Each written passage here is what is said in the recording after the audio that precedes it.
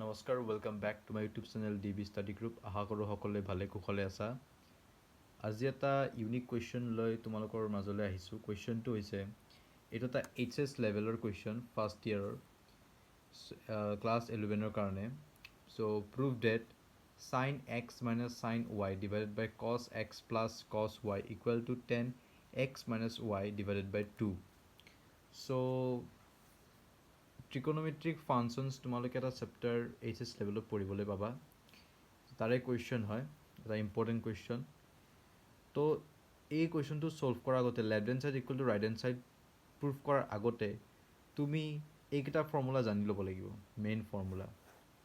যে এতিয়া sin x minus sin y divided by cos x plus cos y কেনেকৈ simplify কৰি তুমি 10x minus y divided by 2 পাবা তাৰ আগত জানিব লাগিব sin a minus sin b this is the value of a and this is the value of b তো formula কি হ'ব এনসাৰটো sin a minus sin b equal to 2 cos a plus b divided by 2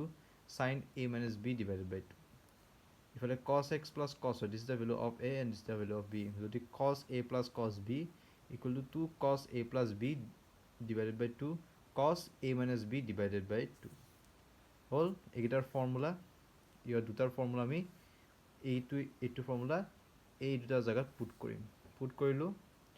put কৰি কিনে কি হ'ল 2 cos x plus y divided by 2 sin x minus y divided by 2 divided by 2 cos x plus y divided by 2 cos x minus y divided by 2 2 cos x plus y divided by 2 2 cos x plus y divided by 2 দুটা cancel করো থাকিল কি sin x minus y divided by 2 divided by cos x minus y divided by 2 থাকিলে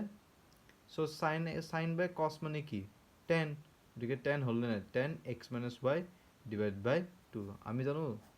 sin a divided by cos a equal to সদায় কি হয় 10a হয় না নহয়